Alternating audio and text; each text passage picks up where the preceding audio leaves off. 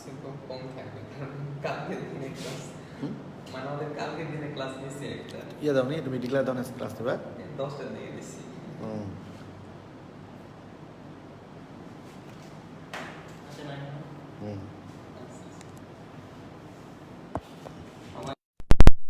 ভাই আপুরা, আজকে তোমাদের ক্লাস শিডিউল নাই, তারপরেও জুয়েল ভাইয়ের এখানে চলে আসলাম ক্লাস নিতে। ভাইয়ের ফোন দিয়েই ক্লাস নিচ্ছি।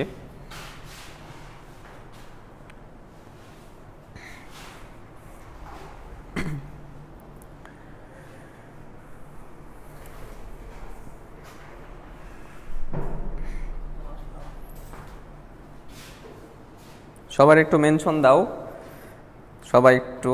বেশিক্ষণ ক্লাস নেব না, গত দিনের যে তোমার টপিক্সটা বাকি ছিল সেটাই শেষ করে দেবো ইনশাল্লাহ। ওয়ালাইকুম সালাম শাফি, তামান্না ওয়ালাইকুম সালাম আপু, আনাম ওয়ালাইকুম সালাম ভাইয়া, আলভি, সাদিয়া, ফারিহা, নাকিব, রিয়াজুল, চলে আসছো ভাই, আব্দুর রহমান, মুশফিক, তৌহিদ, চলে আসছো ভাইয়া, ফাহিম, ভালো আছি ভাইয়া, মেহেদি ভাইয়া, আছি ভাইয়া, সেলিম, সবাই চলে আসছো না? তো তোমার দেখো, গত দিনের ইয়েটাই আমরা শুরু করব।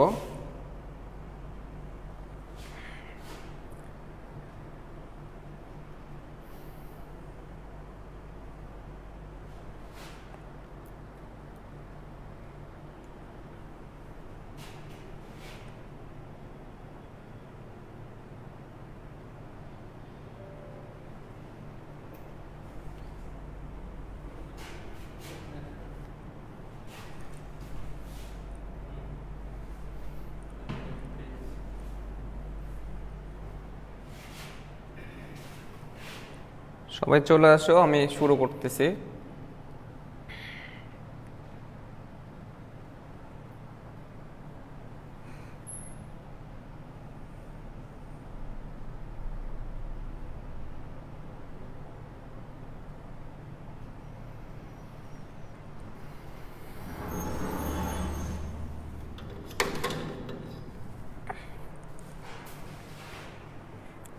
গতদিন কি পড়াইছিলাম বলো দেখি? গতদিনের পড়াই কারো কি সমস্যা আছে? সাব্বির, এতদিন পড়াচ্ছো। জিহান, ওয়ালাইকুম সালাম ভাইয়া। মোরসালিন, ভালো আছি ভাই আলহামদুলিল্লাহ। আমির হামজা, ওয়ালাইকুম সালাম ভাইয়া।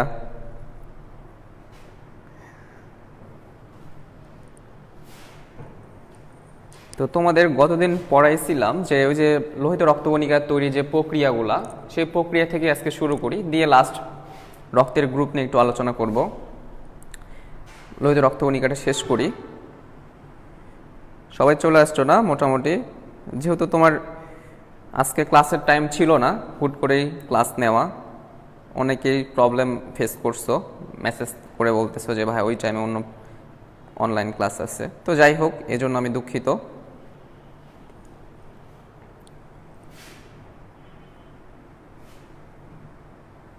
অঙ্কিতা, আসছো? আচ্ছা, গতদিন কি পড়াইছিলাম ভাইয়া বলো তো? যে শুরু করলাম, তাহলে শুরু করলাম। সাউন্ড ক্লিয়ার আছে কি একটু জানাও তো লাস্টে? সাউন্ড ক্লিয়ার দেখো তো একটু, সাউন্ড কি ক্লিয়ার একটু জানাও জাস্ট।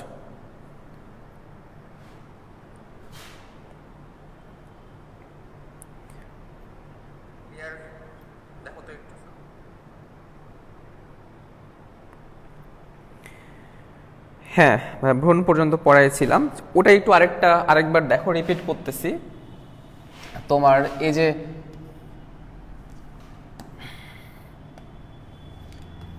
আরবিসি যে তোমার তৈরি যে প্রক্রিয়া ছিল, এই আরবিসি তৈরির প্রক্রিয়ার নাম কি ছিল? তোমাদের কালকে গতদিন গ্রুপে প্রশ্ন করছিলাম।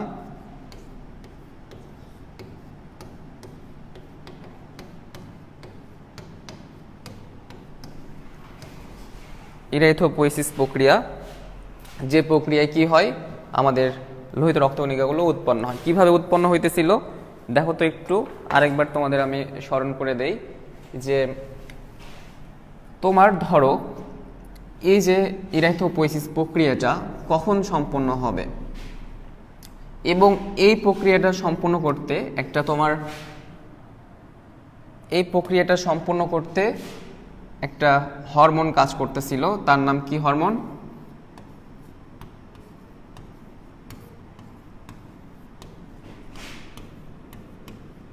ইরাইথোপোয়েটিন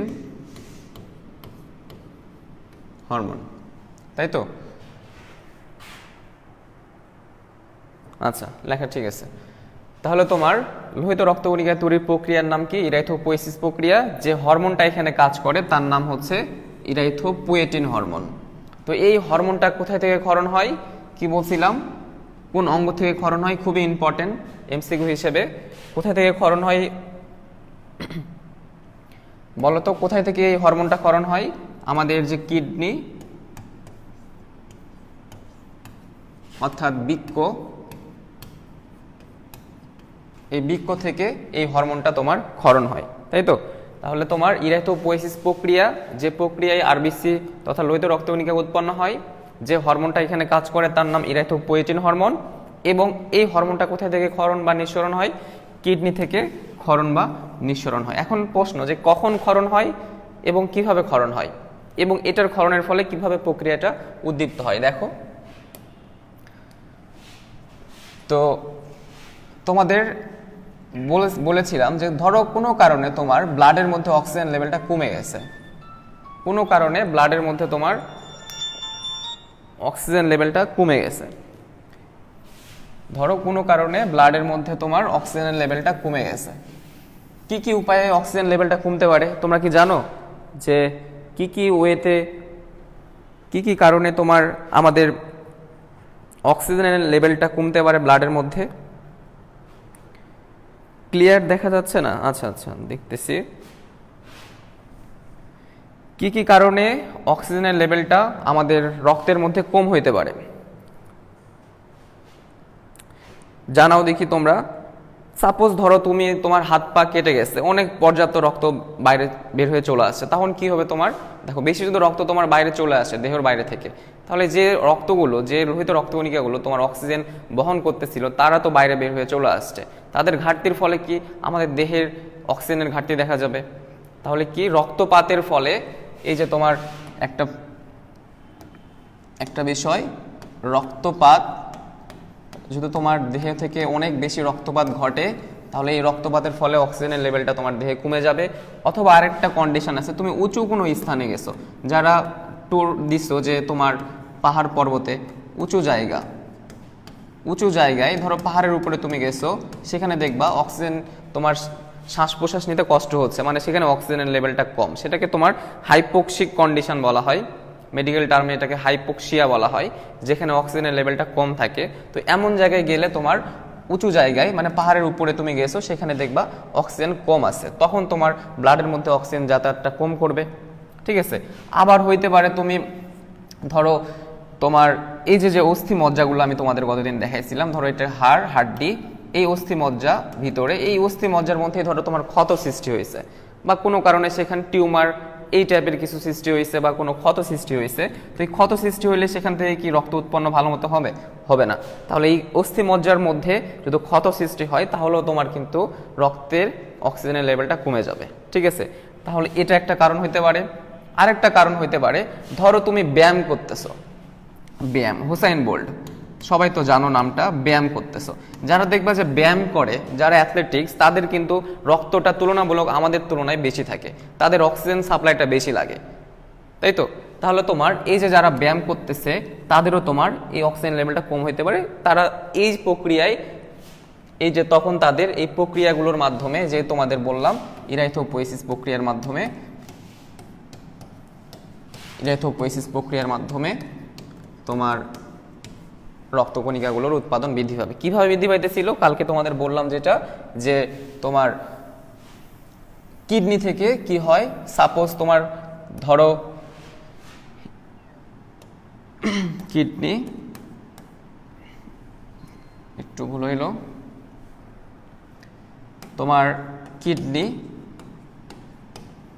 কিডনি থেকে ধরো এটা তোমার কিডনি, আর ধরো তোমার এটা তোমার অস্থি, হাড্ডি, আর সাপোজ ধরো তোমার এটা বডি। এখন তোমার বডিতে ধরো অক্সিজেনের লেভেলটা কমে গেছে,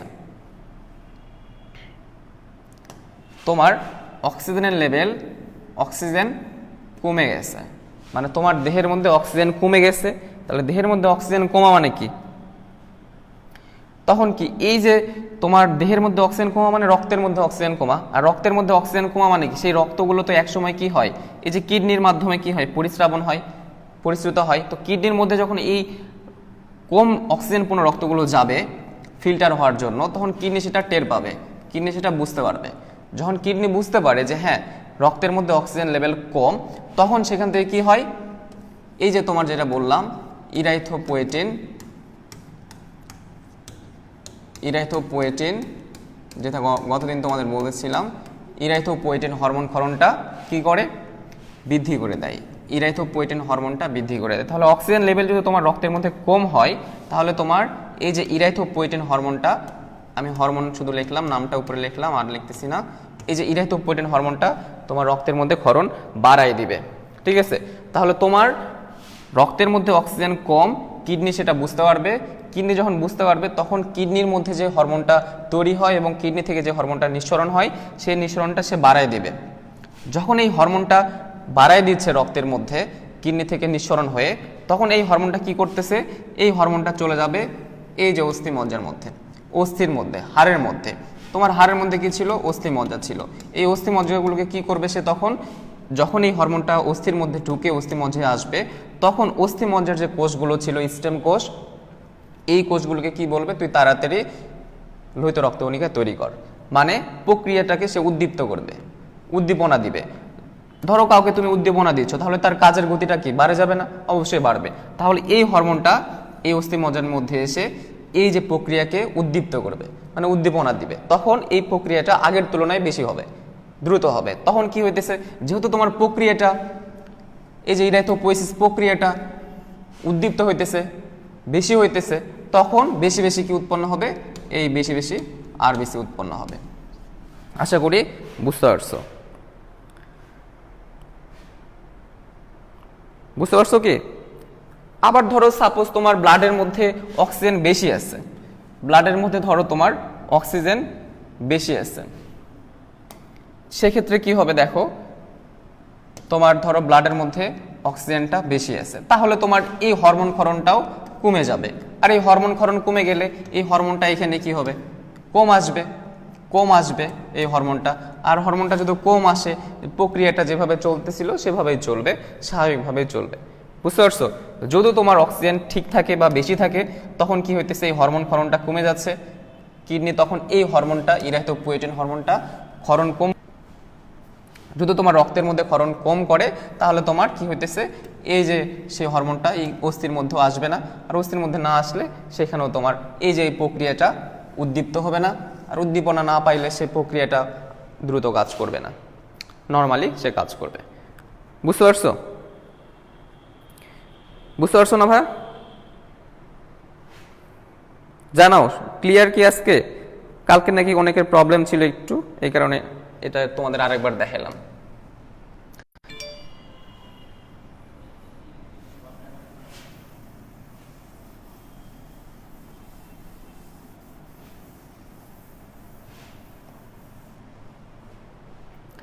এরপরে তোমাদের আরেকটা টপিক আসবে যে কাদের দেহের মধ্যে কি পরিমাণ রক্ত থাকে। ধরো তুমি, তোমার, আমার বা বৃদ্ধ মানুষ অথবা শিশুদের দেহে, অথবা তোমার যখন মায়ের পেটের মধ্যে ছিলা ভ্রূণ অবস্থায়, সবার কি রক্ত সেম লেভেলে থাকবে? অর্থাৎ সবার রক্তের মধ্যে কি তোমার আরবিসি তথা লোহিত রক্তকণিকা সমান থাকবে? সমান থাকবে না। অর্থাৎ তোমার ধরো এখানে প্রশ্নটা এরকম যে কাদের দেহের মধ্যে রক্তের পরিমাণ কেমন থাকবে।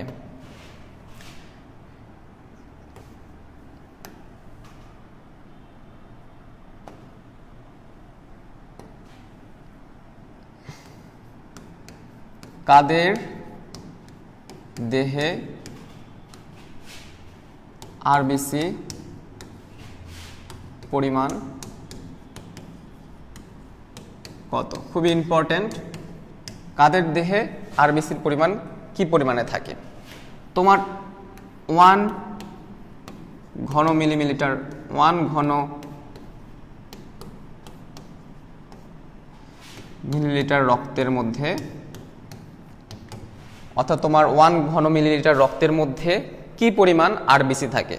ভ্রূণ দেহে কি পরিমাণ থাকে, শিশুর দেহে কি পরিমাণ থাকে, তোমার দেহে কি পরিমাণ থাকে, বৃদ্ধ মানুষের দেহে কি পরিমাণ থাকে? তো বিভিন্ন মানুষের দেহে কিন্তু রেঞ্জটা বিভিন্ন হবে। খুবই ইম্পর্টেন্ট, দেখো মুখস্থ করতে হবে। আমি সহজেই তোমাদের সেটা আমি বলতেছি। দেখো যে কাদের দেহের মধ্যে কি পরিমাণ আরবিসি থাকে। প্রথমেই আসি ভ্রূণ দেহে, প্রথমেই আসি আমি ভ্রূণ দেহে, এটা একটু মিশিয়ে দিলাম। তাহলে কার দেহের মধ্যে রক্ত থাকে সেটা কিসের উপর ভিত্তি, কার উপর ভিত্তি করবে? আরবিসির উপরে ভিত্তি করে। এই তোমার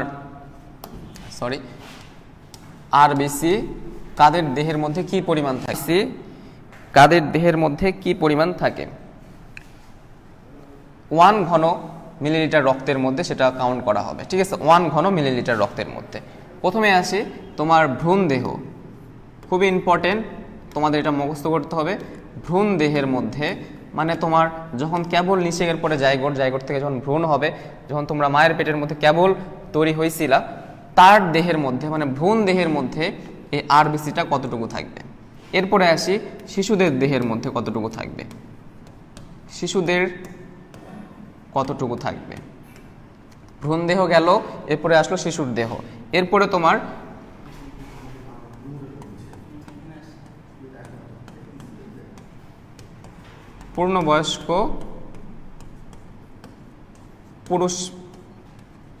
পূর্ণবয়স্ক পুরুষের দেহের মধ্যে কি পরিমাণ থাকবে। এরপরে তোমার পূর্ণবয়স্ক মহিলার দেহের মধ্যে কি পরিমাণ এই যে তোমার আরবিসি থাকবে, সেটা অবশ্যই 1 ঘন মিলিলিটার রক্তের মধ্যে। বুঝতে পারছো? 1 ঘন মিলিলিটার রক্তের মধ্যে কি পরিমাণ তোমার এই যে আরবিসি কণিকাগুলো থাকবে। দেখো খুবই ইম্পর্টেন্ট, এটা তোমাদের মুখস্থ করতে হবে, আমি মুখস্থ করাই দিচ্ছি। প্রথমে তুমি মনে রাখো শিশুর দেহ, ঠিক আছে, প্রথমে মনে রাখো শিশুর দেহে তোমার থাকে হচ্ছে এভাবে মনে রাখবা 60 থেকে 70 লাখ। চিন্তা করো কত পরিমাণ শিশুদের দেহের মধ্যে আরবিসির পরিমাণটা দেখো কত, মাত্র 1 ঘন মিলিলিটার রক্তের মধ্যে শিশুদের দেহের মধ্যে আরবিসি থাকতেছে দেখো কতগুলা। এখানে আরো কণিকা তো রয়েছে, আরবিসি, ডাব্লিউবিসি, অনুচক্রিকা, তো এগুলোর তুলনায় সব থেকে বেশি কে থাকে? আরবিসি তথা লোহিত রক্তকণিকা থাকে। তাহলে শিশুদের দেহের মধ্যে আরবিসির পরিমাণ কত, সেটা 1 ঘন মিলিমিটার রক্তের মধ্যে কত? 60 থেকে 70। তোমরা এটা মনে রাখবা এভাবে, দেখো যে শিশু, দেখো এখানে স আছে, এখানেও স আছে, শ দেখো একটু শ শিশু, এখানেও তালিবাস্য আছে, এখানেও তালিবাস্য, শ দেখো 60 উচ্চারণ করো তুমি, 60 উচ্চারণ করতে দেখো কি হইতেছে 60, এখানে 60 উচ্চারণ করতে তোমার কি হইতেছে এই যে পেটকাটা মধ্যাহ্নস্য, আবার 70 দন্তাস্য। দেখো মোটামুটি কিন্তু একই টাইপের, তালিবাস্য, এখানে পেটকাটা মধ্যাহ্নস্য, দন্তাস্য। তাহলে তোমার যদি প্রশ্ন আসে যে শিশুদের দেহের মধ্যে আরবিসির পরিমাণ কত 1 ঘন মিলিমিটার রক্তের মধ্যে, শিশু 60-70 লক্ষ শিশুদের দেহের মধ্যে আরবিসি থাকে 1 ঘন মিলিমিটার রক্তের মধ্যে। বুঝতে পারছো? ওকে, তাহলে তোমার কি গেল শিশুদের দেহের মধ্যে কত 60-70। তাহলে শিশুদের দেহের থেকে তোমরা এখন বলো শিশুদের দেহে কি বেশি থাকবে নাকি ভ্রূণ দেহে বেশি থাকবে? বলো দেখি, জানাও দেখি, শিশুদের দেহে কি বেশি থাকবে নাকি ভ্রূণ দেহে বেশি থাকবে?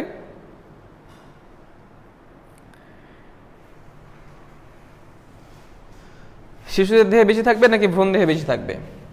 অবশ্যই ভ্রূণ দেহে বেশি থাকবে,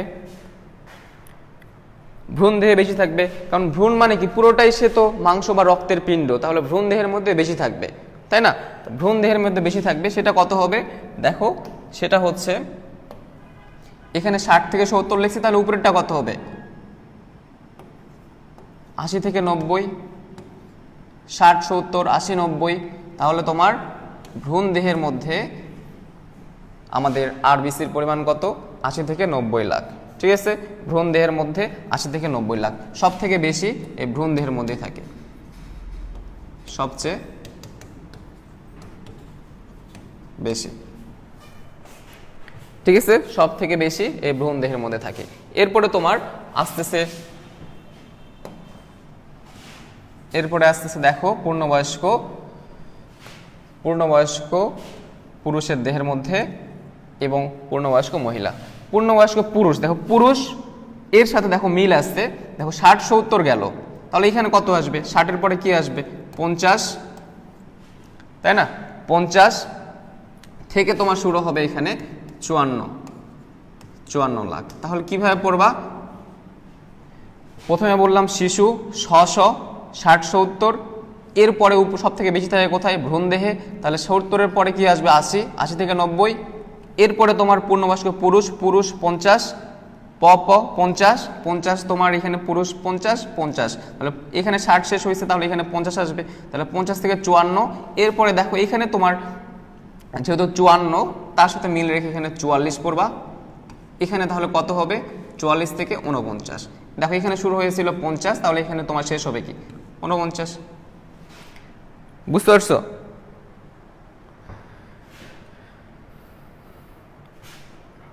মুখস্থ করার টেকনিকটা কি বুঝতে পারলা? পরীক্ষায় কিন্তু আসবে এটা, বুঝছো? পরীক্ষায় আসবে। একটু আরেকবার বলতেছি, দেখো তাহলে প্রথমে মনে রাখবা শিশু 100, 60-70। ঠিক আছে, এরপরে দেখো শিশুর থেকে বেশি থাকে ভ্রূণের মধ্যে, তাহলে 70 শেষ, শুরু হবে 80, 80-90। এরপরে তুমি পুরুষের মধ্যে আসো, পূর্ণবয়স্ক পুরুষ, তাহলে দেখো এখানে শেষ হয়েছিল 60 দিয়ে, শুরু হয়েছিল 60 দিয়ে, তাহলে এখানে হবে কি? 50, তাহলে 50 থেকে 54। ঠিক আছে, পুরুষ 50 মিল আসছে 50 পুরুষ। এরপরে তোমার দেখো 54, এর সাথে মিল রেখে তুমি বলবো 44, তাহলে 44 থেকে এখানে যেহেতু 50 শুরু হয়েছিল, তাহলে এখানে শেষ হবে কত? 49। তাহলে 44 থেকে 49, এটা থাকে কোথায়? মহিলাদের মধ্যে, এটা থাকে পুরুষের মধ্যে, শিশু ভ্রূণ দেহ। আশা করি সবাই বুঝতে পারছো। আগের এডিশনের বই একটু অন্য মান ছিল, যাই হোক তোমরা মোটামুটি এগুলোই জানবা। ঠিক আছে, এরপরে আরেকটা তোমাদের এখানে খুবই গুরুত্বপূর্ণ একটা বিষয় আছে, যে রক্তের পরিমাণ, এটা হচ্ছে নর্মাল রেঞ্জ। যদি কারো কমে যায় বা বাড়ে, সেক্ষেত্রে কি সমস্যাগুলো দেখা যায়?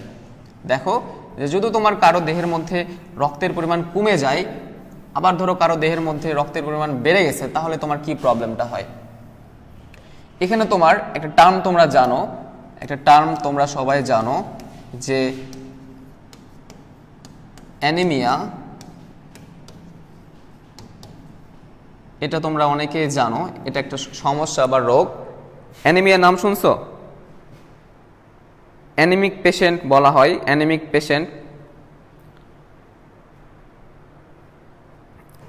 পেশেন্ট। এটাকে তোমার বাংলা হচ্ছে তোমার রক্ত স্বল্পতা, মানে রক্ত স্বল্পতার পেশেন্ট। কাদের কিভাবে এটা কাউন্ট করা হয়? ধরো তোমার, আমি বললাম যে তোমার ব্লাডের মধ্যে 50 লাখ আরবিসি আছে, লোহিত রক্তকণিকা আছে। এই 50 লাখের তুলনায় যদি তোমার সেটা 25% কমে যায়, কি বললাম? তোমার 50 লাখের তুলনায় তোমার সেটা 25% কমে গেছে, তাহলে 50 লাখের তুলনায় যদি 25% কমে যায়, সেক্ষেত্রে যে টার্মটা আমরা ইউজ করব সেটা হচ্ছে রক্ত স্বল্পতা। বুঝতে পারছো? হ্যাঁ সাদিয়া আপু, ঠিক আছে, রক্ত স্বল্পতা। তাহলে কি বললাম? যদি তোমার সাপোজ ধরো তোমার বডির মধ্যে, তোমার শরীরের মধ্যে প্রতি ঘন মিলিমিটার রক্তের মধ্যে 50 লাখ আরবিসি আছে, লোহিত রক্তকণিকা আছে, তার তুলনায় যদি সেটা 25% কমে যায়, 25% যদি কমে যায়, তাহলে সেই টার্মটাকে আমরা কি বলবো? রক্ত স্বল্পতা বা অ্যানিমিক পেশেন্ট। তোমরা দেখবা তখন তোমার বলে যে একজন রক্ত স্বল্পতা বা অ্যানিমিক পেশেন্টের জন্য 1 ব্যাগ রক্তের প্রয়োজন, তখন তাকে রক্ত দিয়ে বাইরে থেকে তার এই রক্তের ঘাটতিটা পূরণ করা হয়। ঠিক আছে, এরপরে তোমার আরেকটা টার্ম আছে, এটা তো বললাম কি কমে গেলে। এরপরে তোমার বাড়লে, দেখো তোমার রক্ত কমে গেলেও সমস্যা, বাড়লেও সমস্যা। রক্ত কমে গেলেও সমস্যা, বাড়লেও সমস্যা। তোমরা বলো তো আমাদের দেহের মধ্যে রক্তের পরিমাণ কি পরিমাণ থাকে? দেহের মধ্যে রক্তের পরিমাণ কত তোমাদের বলেছিলাম 5 থেকে 6 লিটার, তাই না? 5 থেকে 6 লিটার রক্ত থাকে। এখন কোনো কারণে ধরো যে তোমার রক্ত বেড়ে গেছে, তাহলে কিন্তু সমস্যা হবে। তো দেখো এই যে তোমার আমি বললাম যে আমাদের যে 50 লক্ষ, এটা যদি আবার বেড়ে যায়, বেড়ে যদি ধরো সাপোজ সেটা হয়ে গেছে 65 লাখ, 65 লাখের যদি বেশি হয়ে যায়, 65 লাখের যদি বেশি হয়, তাহলে তোমার সমস্যা। ধরো তোমার থাকার কথা ছিল 50 লাখ, সেটা বেড়ে হয়ে গেছে কত? 65 লাখ বা তারও বেশি, তখনও তোমার সমস্যা দেখা যাবে। তখন একটা রোগের কথা বলা হয়, সেটাকে বলা হয় পলিসাইথেমিয়া।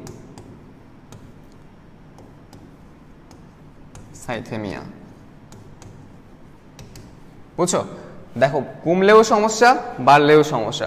তাহলে কি 50 লাখের তুলনায় যদি 25% কমে যায়, সেটাকে কি বললাম? রক্ত স্বল্পতা বা অ্যানিমিক পেশেন্ট। যদি তোমার 50 লাখের তুলনায় আবার যদি অনেক বেড়ে যায়, 65 লাখ বা তার বেশি হয়, তাহলে সেটাকে বলা হবে পলিসাইথেমিয়া। ঠিক আছে, পলিসাইথেমিয়া। কারণ দেখো বেশি বেশি যদি তোমার রক্তের মধ্যে যদি বেশি বেশি তোমার এই আরবিসি থাকে, দেখো রক্তের যে তোমার যে তরলতা, তোমাদের প্রথম দিন পড়াইছিলাম রক্তরস। রক্তরস কি? রক্তের যে তরলতা রক্ষা করে। তরলতা বলতে আবার কি বুঝাইতেছি? যে রক্ত চলাফেরাটা। এখন ধরো তোমার এই যে রক্তের মধ্যে ধরো তোমার আরবিসি বেড়ে গেছে, আরবিসি বাড়া মানে কি? রক্তকণিকা বাড়া। আর রক্তকণিকা বাড়লে কি হইতেছে? রক্তগুলা ঘন বেশি হবে, গাঢ় বেশি হবে। যদি বেশি গাঢ় হয় তাহলে কি রক্তগুলো আমাদের যে এই যে আমাদের ধমনী, এই যেগুলো আমাদের ধমনী শিরা, আমাদের যে রাস্তাগুলো ছিল রক্তনগরীর, এই রাস্তাগুলো দিয়ে চলাফেরা করতে কঠিন হবে না? তোমার তরল জিনিস চলাফেরা বেশি করতে পারে নাকি ঘন জিনিস চলাফেরা বেশি করতে পারে? অবশ্যই তরল, যারা বেশি পাতলা তারা বেশি চলাফেরা করতে পারে। তাহলে তোমার যদি তোমার এই রক্তের ঘনত্বটা যদি বেড়ে যায়, আর বেশি যদি বেড়ে যায়, তাহলে কি বেশি ঘন হয়ে যাবে। বেশি ঘন হইলে কি এই চলাফেরা করতে এগুলোতে ঝামেলা হবে, এগুলোতে তোমার আটকা পড়বে। তখন কি হইতেছে? তোমার যে মেন কাজ সেটাই কিন্তু ব্যাঘাত করতেছে। অক্সিজেন ভালো মতো সে ট্রান্সফার করতে পারতেছে না। এই কারণে বাড়লেও সমস্যা, কমলেও সমস্যা। বাড়লে কি বললাম? পলিসাইথেমিয়া। সেটা কত? 65 লাখের বেশি হইলে। বুঝতে পারছো? বুঝতে পারছো কি বাড়লে কি সমস্যা? আচ্ছা,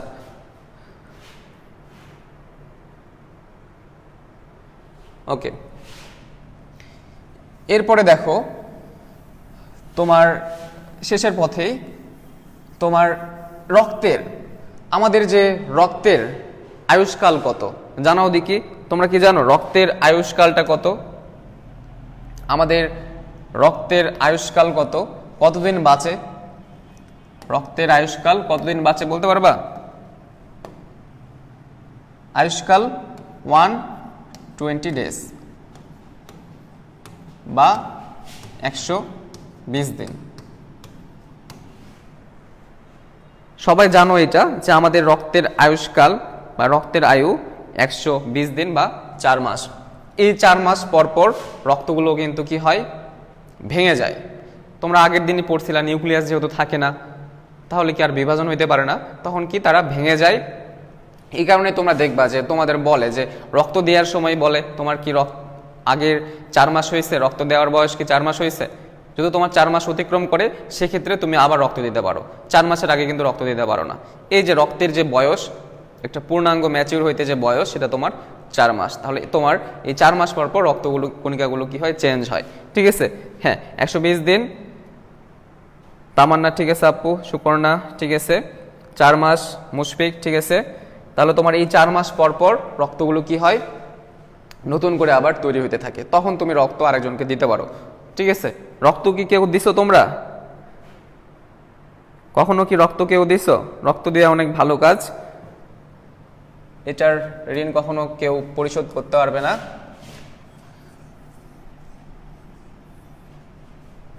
এরপরে আরেকটা টার্ম দেখো, যে তোমার এখানে দুইটা টার্ম আছে, যে পূর্ণাঙ্গ রক্ত এবং যে অপরিণত রক্ত, যেটা আমি তোমাদের একটু আগে যেটা বললাম 120 দিনের বিষয়টা। তো দেখো দুইটা টার্ম আছে তোমাদের, এরিথ্রোব্লাস্ট,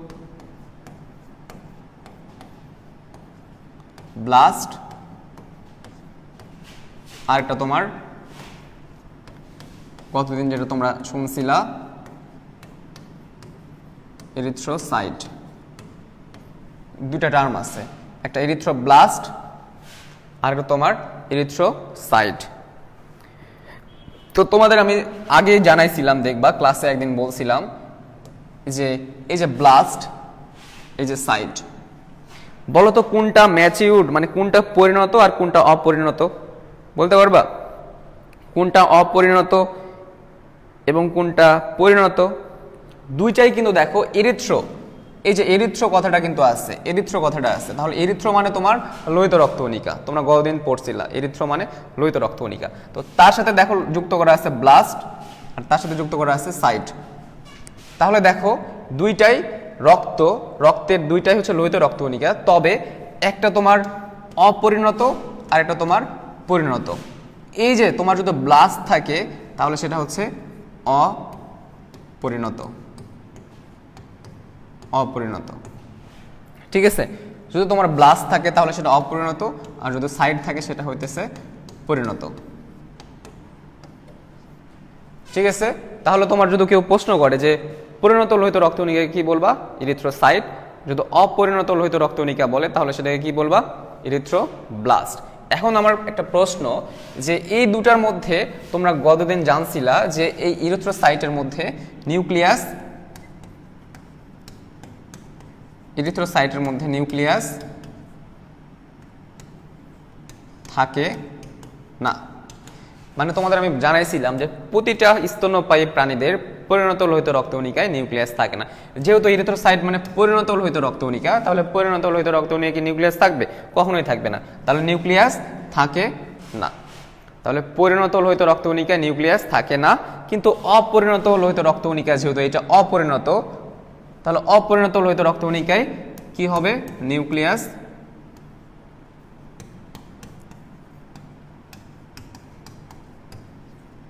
থাকে। তাহলে দুইটা পার্থক্য এখানে দেখো, অপরিণতর ক্ষেত্রে নিউক্লিয়াস থাকে আর পরিণতর ক্ষেত্রে নিউক্লিয়াস থাকে না। বুঝতে পারছো? তাহলে তোমার বুঝতে পারছো কি যে তোমার দুইটাই একই টার্ম, একটা পরিণত একটা অপরিণত। ধরো তোমার কেবল তুমি জন্মগ্রহণ করছো, তুমি কি সঙ্গে সঙ্গে পরিণত হয়ে যাবা, পরিণত মানুষ হবা বা ম্যাচিউর হয়ে যাবা? হবা না। তাহলে তোমার কিছু দিন লাগবে। এই যে তোমার প্রথমে জন্মগ্রহণ করেই তোমার লোহিত রক্তকণিকার মধ্যে নিউক্লিয়াস থাকে, কিন্তু যেটা যখন পরিণতর দিকে যায় তখন আস্তে আস্তে সেটা বিলুপ্ত হয়ে যায়, ঠিক আছে? তাহলে পরিণত লোহিত রক্তকণিকায় নিউক্লিয়াস থাকে না, আর অপরিণত তথা এই যে ব্লাস্ট সেল, এটার মধ্যে তোমার কি নিউক্লিয়াস থাকে, ঠিক আছে? ওকে, বুঝতে পারছো?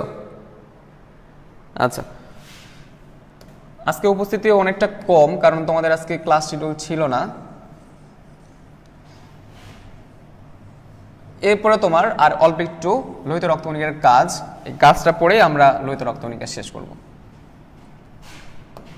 লোহিত রক্তকণিকা মানে তোমার এই যে আরবিসি, এই আরবিসির কাজ করব। দেখো মুখে মুখেই বলি, আরবিসির কাজ প্রথমত কাজ কি? 1 নম্বর কাজ কি হবে? খুবই গুরুত্বপূর্ণ যে কাজটা, অক্সিজেন ও কার্বন ডাই অক্সাইড পরিবহন করা। প্রধান কাজ, তাই না? অক্সিজেন এবং কার্বন ডাই অক্সাইড পরিবহন করা হচ্ছে প্রধান কাজ।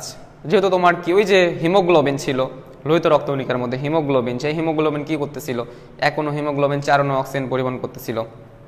তাহলে দেখো তোমার অক্সিজেন পরিবহন কিভাবে করতেছে? তুমি ধরো শ্বাস প্রশ্বাস নিচ্ছ, অক্সিজেন বাইরে থেকে নিচ্ছ, সেই অক্সিজেনটা ফুসফুস হয়ে কোথায় যাচ্ছে? তোমার দেহের প্রতিটা কোষে যাচ্ছে।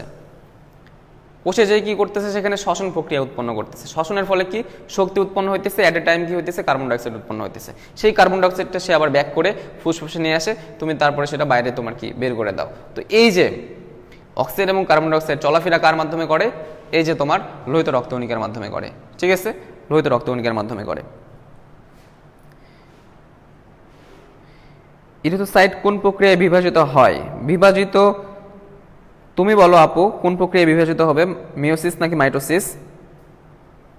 তোমাদের তো বলেছিলাম যে শুধু জনন কোষগুলা মিওসিস প্রক্রিয়ায় বিভাজন হয়, বাদ বাকি সব কোষই কোন প্রক্রিয়ায় বিভাজন হয়?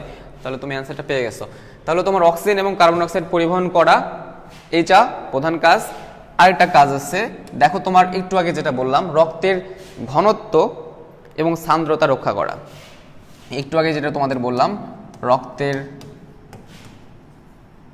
ঘনত্ব ও সান্দ্রতা রক্ষা করা। ঘনত্ব এবং সান্দ্রতা রক্ষা করা বলতে কি বুঝতে পারতেছো? ঘনত্ব ওই যে তোমার ওভারঅল কি আমাদের হাত যখন কেটে যায় তখন দেখবা এক প্রকার পাতলা টাইপের রস বের হয়, সেটা কিন্তু রক্ত রস, তাই না? হালকা টাইপের কিছু জিনিসপত্র বের হয় পানির মতো, সেটা তোমার মূলত ধরো সেখানে রক্তরসই ম্যাক্সিমাম।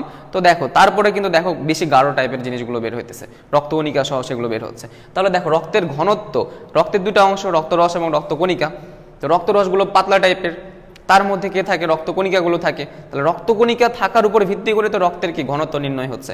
আর রক্তকণিকার মধ্যে আবার ম্যাক্সিমাম কি লোহিত রক্তকণিকা, তাহলে এই লোহিত রক্তকণিকা কি করতেছে? রক্তের ঘনত্ব এবং সান্দ্রতা রক্ষা করতেছে, মানে তোমার আঠালো ভাবটা রক্ষা করতেছে। বুঝছো? বেশি পাতলা হইলে কি অতটা আঠালো হয় না, বেশি একটু ঘন হইলে কি একটু ঘন ঘন হইলে কি আঠা আঠা হয়, তাই না? তাহলে তোমার রক্তের সান্দ্রতা ও ঘনত্ব রক্ষা করতেছে তোমার কে?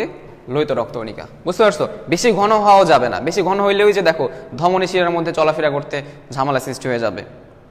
আর চলাফেরা যদি ঝামেলা হয় তাহলে কি অক্সিজেন কার্বন ডাইঅক্সাইড পরিবহনেও কি ঝামেলা হয়ে যাবে। তাহলে তোমার রক্তের ঘনত্ব এবং সান্দ্রতা রক্ষা করতেছে রক্তরসের মধ্যে রক্তকণিকাগুলো থেকে। যেহেতু বেশিরভাগই কে থাকে? লোহিত রক্তকণিকা, তাহলে লোহিত রক্তকণিকা মেইনলি এই কাজটা করে থাকে। এরপরে তোমার আরেকটা কাজ, এই যে লোহিত রক্তকণিকা, এই লোহিত রক্তকণিকার মধ্যে খুবই গুরুত্বপূর্ণ একটা উপাদান ছিল তোমাদের হিমোগ্লোবিন। এই হিমোগ্লোবিন লোহিত রক্তকণিকার মোস্ট ইম্পর্টেন্ট একটা উপাদান হিমোগ্লোবিন। এই হিমোগ্লোবিনটা কি করে? বাফার হিসেবে কাজ করে। হিমোগ্লোবিনটা বাফার হিসেবে কাজ করে। তোমরা কেমিস্ট্রি যখন পড়বা এটা খুব ভালো মতো বুঝতে পারবা ভাইয়ের কাছে, যে তোমার বাফার হিসেবে কাজ করে। বাফার জিনিসটা কি? তোমার এই যে রক্তের মধ্যে বাফার, রক্তের মধ্যে বাদ দিলাম, ওভারঅল আমি যদি বলি বাফার সিস্টেমটা হচ্ছে ধরো তোমার অম্ল এবং ক্ষারের,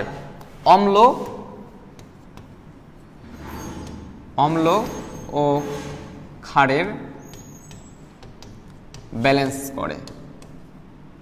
আচ্ছা, অম্ল এবং ক্ষারের ভারসাম্য করে, বাংলায় লিখতেছি। অম্ল এবং ক্ষারের ভারসাম্য রক্ষা করে এই বাফার সিস্টেমটা। সাপোজ বিষয়টা আসলে কি দেখো, তোমার দেহের মধ্যে তুমি এই যে অম্ল ক্ষারের ভারসাম্য রক্ষা মানে কি? ওভারঅল কি হইলো? যে পিএইচ হয়ে গেল। পিএইচ মানে কি? যার অম্ল বেশি, যার দেহের মধ্যে অ্যাসিডিক বেশি, তার পিএইচটা কি হবে? কমে যাবে। তোমরা সবাই জানো পিএইচ একদম যেটা নিরপেক্ষ পিএইচ সেটা কত? 7। তাহলে তোমার যদি বেশি অ্যাসিডিক হয় তাহলে 7 থেকে কমে যাবে, বেশি যদি ক্ষার হয় তাহলে কি 7 থেকে বেড়ে যাবে। কিন্তু তোমরা জানো রক্তের যে পিএইচ সেটা কত? 7.4। আমাদের যে রক্তের পিএইচ সেটা হচ্ছে 7.4। তাহলে 7.4 এটাকে কিন্তু কনস্ট্যান্ট রাখতে হবে, কারণ এই পিএইচটা খুবই গুরুত্বপূর্ণ। কারণ এই পিএইচ এর যদি তোমার হেরফের হয়, মানে তোমার ইমব্যালেন্স হয়ে যায়, ভারসাম্য হারায় ফেলে, তাহলে তোমার পুরো বডি সিস্টেমেরই হেরফের হয়ে যাবে, তুমি খতম হয়ে যাবা। ঠিক আছে? কেন? তোমার এই যে পিএইচ এর উপর নির্ভর করে এনজাইমের কার্যকলাপ। এনজাইম, আমাদের দেহের মধ্যে অনেক এনজাইম আছে, এই এনজাইমগুলো কিন্তু আমাদের দেহের বিভিন্ন কাজ সম্পাদন করতেছে। এই পিএইচ এর যদি তারতম্য হয় তাহলে এনজাইমগুলো এলোমেলো হয়ে যায়, এনজাইম তার মাথা নষ্ট হয়ে যায়। এই মাথা নষ্ট হওয়ার কারণে সে ভালো মতো কাজ করতে পারে না, পুরো সিস্টেমটাই আমাদের এলোমেলো হয়ে যায়। তাহলে তোমার এই পিএইচ ঠিক রাখতে হলে কি ঠিক রাখতে হবে? এই অম্ল এবং ক্ষারের ভারসাম্য ঠিক রাখতে হবে। আর এই অম্ল এবং ক্ষারের ভারসাম্য রক্ষা কে করতেছে? এই বাফার সিস্টেম কাজ করতেছে। অম্ল এবং ক্ষারের ভারসাম্য রক্ষা করতে কোন সিস্টেম কাজ করতেছে? বাফার সিস্টেম কাজ করতেছে। আর বাফার হিসেবে কে কাজ করতেছে? হিমোগ্লোবিন কাজ করতেছে।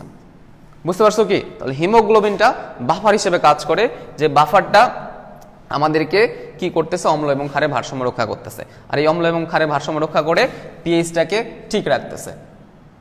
বুঝতে পারছো? তাহলে ওভারঅল বাফার কি করতেছে? আমাদের দেহকে বাঁচায় দিচ্ছে, আমাদেরকে কি করতেছে? বাঁচায় দিচ্ছে, বাঁচায় দেয়। বুঝছো? তাহলে তোমার বাফার কি জিনিস? আমাদেরকে বাঁচায় দেয়, অম্ল ক্ষারের ভারসাম্য রক্ষা করে। ঠিক আছে? বাফার বুঝলাম। কেমিস্ট্রি ভাইয়ের কাছে তোমরা এটা আরো একদম ক্লিয়ার হয়ে যাবে। ঠিক আছে? এরপরে তোমার লাস্ট আরেকটা কাজ দেখো, যে খুবই গুরুত্বপূর্ণ একটা কাজ, যে কাজটা আমি তোমাদের একদিন ফুল ক্লাস নেব সেই কাজের উপরে। তোমার এই যে লোহিত রক্তকণিকা, ধরো সাপোজ এটা একটা লোহিত রক্তকণিকা, এই যে তোমাদের গতদিন বললাম যে সেটা হচ্ছে দ্বি অবতল, এখানে একটু ভাঁজ এখানে একটু ভাঁজ, তাই না, দ্বি অবতল। ধরো এটা লোহিত রক্তকণিকা, সেই লোহিত রক্তকণিকার মধ্যে কি আছে, ধরো ভিতরে এই যেগুলো ধরো যে রক্ত, এক কথায়, ঠিক আছে, এটা লোহিত রক্তকণিকা। আর লোহিত রক্তকণিকার যে ঝিল্লি, ঝিল্লি মানে কি, তার বাইরের যে আবরণ, এটা বোঝায় ঝিল্লি মানে বাইরের আবরণ। তাহলে ঝিল্লি কোনটা হচ্ছে, তাহলে সেই হিসাবে ঝিল্লি হচ্ছে কোনটা, ঝিল্লি হচ্ছে কোনটা, এই যে এটা হচ্ছে তোমার ঝিল্লি, তাই তো, এটা তোমার ঝিল্লি মানে বাইরের আবরণ। সবাই একটু ভালো মতো দেখো, এটা খুবই গুরুত্বপূর্ণ, কাজে লাগবে। তোমাদের যে রক্তের গ্রুপ, ধরো তোমার এ পজিটিভ বা তোমার এ নেগেটিভ, তোমার B positive B negative, A B positive O positive O negative, যে রক্তের গ্রুপ নির্ণয় করা হয় এই সিস্টেমের উপর ভিত্তি করে। রক্তের গ্রুপ নির্ণয়ের জন্য দায়ী কে, সেটা আমি এখন তোমাদের বোঝাচ্ছি। দেখো আগে লিখে নেই, এই যে তোমার আরবিসি, এই আরবিসি মানে লোহিত রক্তকণিকা, এই লোহিত রক্তকণিকা ধরো এটাই আরবিসি, এটা ধরো আমি আরবিসি দেখাইছি, লোহিত রক্তকণিকা দেখাইছি। এই আরবিসির উপরে মানে আরবিসির যে কোষ ঝিল্লি, এটা ধরো আরবিসির কোষ ঝিল্লি, ঠিক আছে, কোষের যে বাইরের আবরণ সেটা ঝিল্লি বা পর্দা। এই আরবিসির কোষ ঝিল্লির মধ্যে ধরো কিছু অ্যান্টিজেন প্রোটিন থাকে। কি বললাম, ধরো এটা আরবিসির কোষ ঝিল্লি, এর উপরে কিছু অ্যান্টিজেন প্রোটিন থাকে। কি বললাম, আবার কিছু অ্যান্টিজেন প্রোটিন থাকে।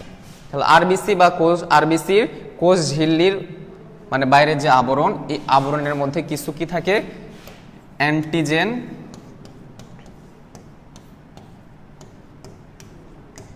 Antigen protein.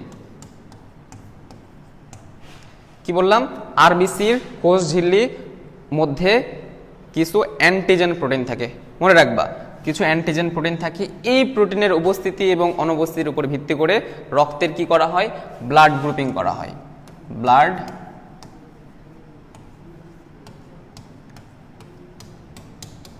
তাহলে ব্লাড গ্রুপিং করা হয় রক্তের কোন উপাদানের উপর ভিত্তি করে, বলো দেখি।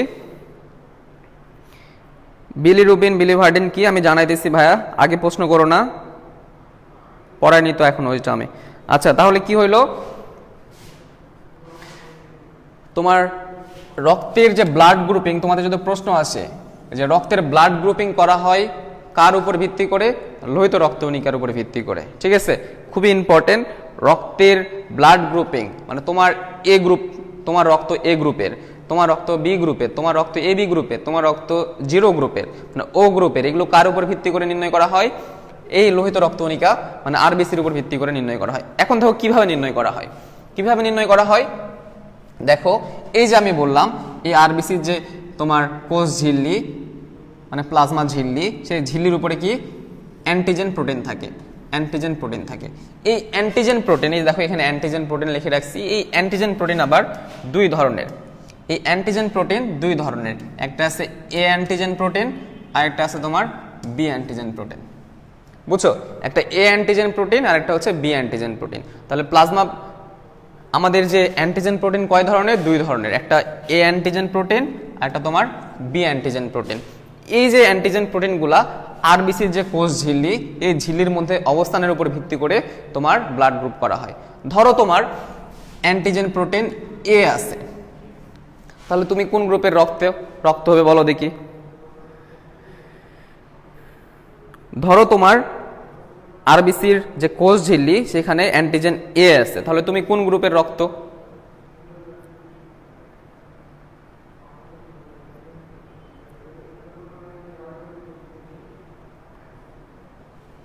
তাহলে তুমি কোন গ্রুপের রক্ত, এ গ্রুপের রক্ত। তাহলে তোমার যদি তোমার এ অ্যান্টিজেন প্রোটিন থাকে তাহলে তুমি এ গ্রুপের রক্ত। আবার ধরো তোমার বি অ্যান্টিজেন প্রোটিন আছে, তাহলে তুমি বি গ্রুপের রক্ত, ঠিক আছে, এ থাকলে এ গ্রুপের রক্ত, বি অ্যান্টিজেন প্রোটিন থাকলে বি গ্রুপের রক্ত।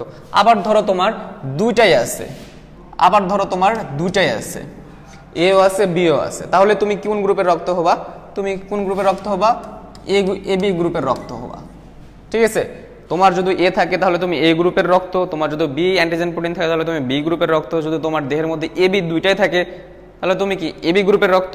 আর ধরো তোমার দেহের মধ্যে কোনোটাই নাই, তোমার দেহের মধ্যে কোনোটাই নাই, তাহলে কোনোটাই যদি না থাকে তাহলে কি, কোনোটাই নাই মানে কি, শূন্য আছে, মানে জিরো আছে, তাই তো, তোমরা যেটাকে বলো শূন্য গ্রুপ, ও গ্রুপের রক্ত, বুঝতে পারছো। তাহলে তোমার এই যে আমাদের দেহের মধ্যে তথা আরবিসির মধ্যে, আরবিসি যে ঝিল্লি, এই ঝিল্লির উপর ভিত্তি করে, এই ঝিল্লির উপরে এই অ্যান্টিজেন প্রোটিনের উপর ভিত্তি করে রক্তের গ্রুপ নির্ণয় করা হয়।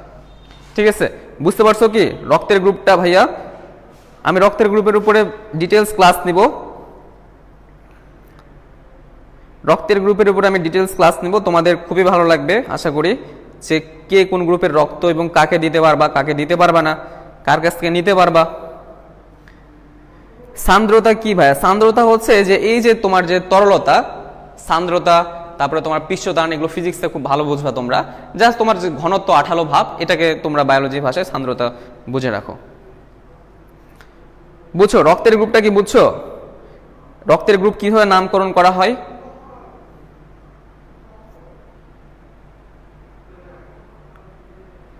নিব ভাইয়া, নিব প্রিন্স ভাই। রক্তের গ্রুপের যে নামকরণ বুঝতে পারছো কি?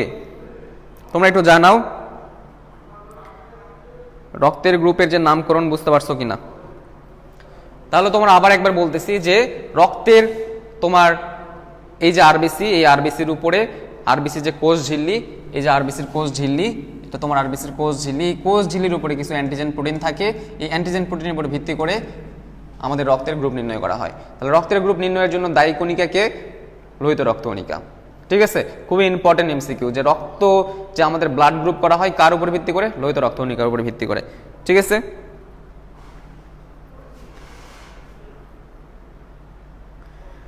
জানাই দিব আপু। ওকে, এরপরে লাস্ট আরেকটা কাজ, আমি রক্তের গ্রুপের উপরে সুন্দর আবার একটা ভালো মতো ক্লাস নিব, বড় করে ক্লাস নিব। লাস্ট কাজ, এই যে তোমরা গতদিন পড়ছিলা যে হিমোগ্লোবিন, তাই না? হিমোগ্লোবিন, হিমোগ্লোবিন কই থাকে? লোহিত রক্তকণিকার মধ্যে থাকে।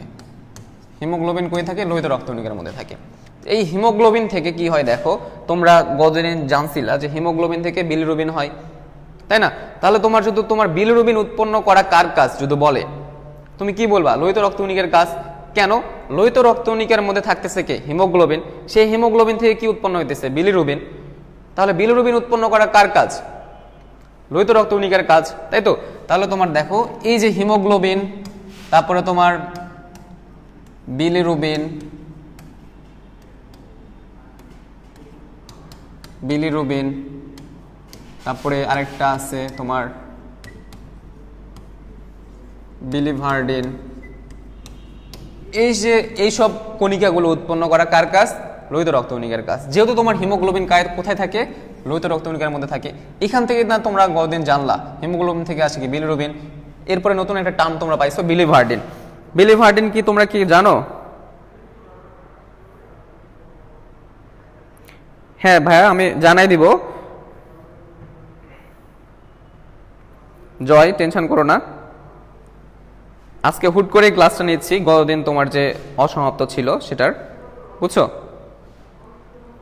তো দেখো এই যে তোমার রক্তের মধ্যে আমাদের যে প্রধান লোহিত রক্তকণিকার মধ্যে যে কণিকাটা থাকে সেটা হইতেছে হিমোগ্লোবিন। সেই হিমোগ্লোবিন থেকে কি হয়?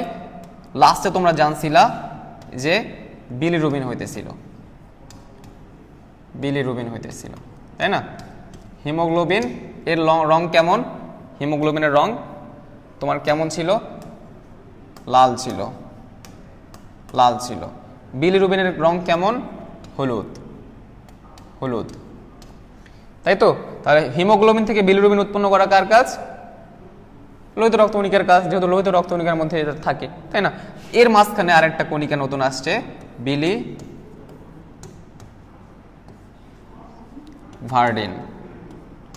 বিলিভার্ডিন, বুঝছো? তাহলে তোমার হিমোগ্লোবিন থেকে কি হয়? বিলিভার্ডিন হয়। বিলিভার্ডিন থেকে কি হয়? বিলিরুবিন হয়। এই যে বিলিভার্ডিনের কালারটা একটু জাস্ট জেনে রাখো, সবুজ কালার। এটা অতটা স্থায়ী না, অস্থায়ী হিসেবে থাকে। দেন এই বিলিভার্ডিন থেকে কি হয়, বিলিরুবিন হয়, যে বিলিরুবিনটা দেহের জন্য ক্ষতিকর, এই কারণে সেটা কি আমরা রেচনের মাধ্যমে, ইউরিন বা স্টুলের মাধ্যমে বাইরের কি নিষ্কাশিত করে ফেলি, তাই তো। বিলিভার্ডিন কি ভাই, এই যে বললাম যে বিলিভার্ডিনটা হিমোগ্লোবিন থেকে যখন বিলিরুবিন হয়, হিমোগ্লোবিন যখন ভেঙে যায়, হিম এবং গ্লোবিন, এই হিমের মধ্যে কি ছিল, রঞ্জক পদার্থ, সেই রঞ্জক পদার্থ কি লাল, সেই লাল থেকে যখন হলুদ হয়, একবারে তো হলুদ হয় না, প্রথমে তোমার অস্থায়ীভাবে সবুজ হয়, যে সবুজ কালারটাকে বলা হয়েছে বিলিভার্ডিন, এবং তারপরে একদম কি হয়ে আছে বিলিরুবিন, যেটা হলুদ। এই হলুদটা আমরা কি করতেছি, ইউরিনের মাধ্যমে বা মলমূত্রের মাধ্যমে বাইরে নিষ্কাশিত করে দিচ্ছি। বুঝতে পারছো মুরসালিন? সবাই কি বুঝছো? তাহলে বিলিরুবিন, বিলিভার্ডিন কে যেন জিজ্ঞেস করছিলা,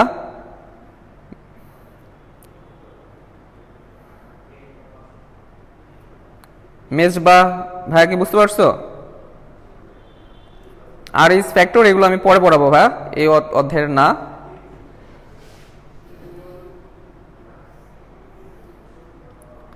ওকে ভাইয়া, তাহলে তোমার মোটামুটি আমাদের লোহিত রক্তকণিকার কাজ শেষ। এরপরে আমরা শুরু করব শ্বেত রক্তকণিকা। তার আগে আমি ক্লাস নিতে পারি তোমাদের রক্তের গ্রুপের, অনেকেই রক্তের গ্রুপ জাস্ট এটা আমি বললাম, রক্তের গ্রুপের ডিটেলস ক্লাসটাও নিতে পারি, টেনশন নিও না। তো আজকে এই পর্যন্তই, তোমরা ক্লাস নোট করে আমার প্রাইভেট গ্রুপে সবাই আপলোড করবা। দেখতেছি অনেক কম আপলোড করতেইছো না।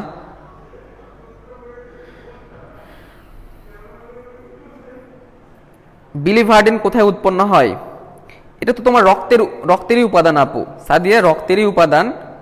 রোশনি বুঝছি ভাইয়া, ঠিক আছে আপু, রক্তের মধ্যে উৎপন্ন হইতেছে, রক্তটা ভেঙে যাচ্ছে, হিমোগ্লোবিন ভেঙে তোমার বিলিভার্ডিন হচ্ছে, বিলিভার্ডিন ভেঙে কি হচ্ছে, বিলিরুবিন হচ্ছে। তো এটা রক্তেরই একটা তোমার ডে বাই ডে চেঞ্জ হইতেছে, বুঝছো? আরো কারো কোনো কি প্রশ্ন আছে? লোহিত রক্তকণিকা মোটামুটি শেষ। তোমাদের সবার কাছে ক্লাস নোট আপলোড করার জন্য বলতেছি যে তোমরা ক্লাস লেকচারগুলো করে আপলোড করবা। অঙ্কিতা আপু লেকচার আপলোড করতেছো না কেন?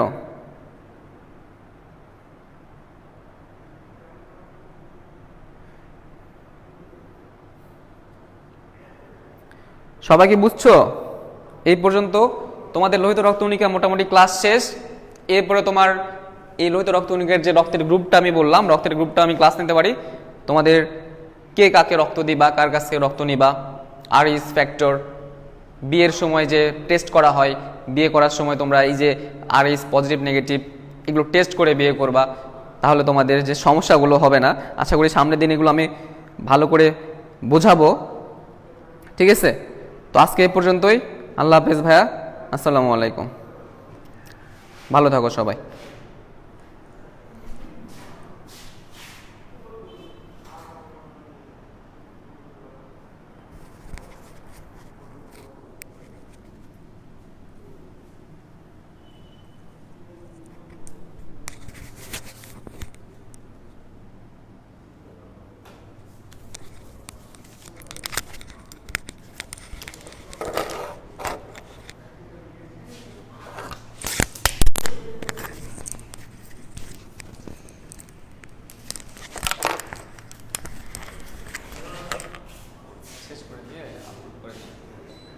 ফিনিশ করলে তো ফিনিশ না, ফিনিশ করলে তো ফিনিশ।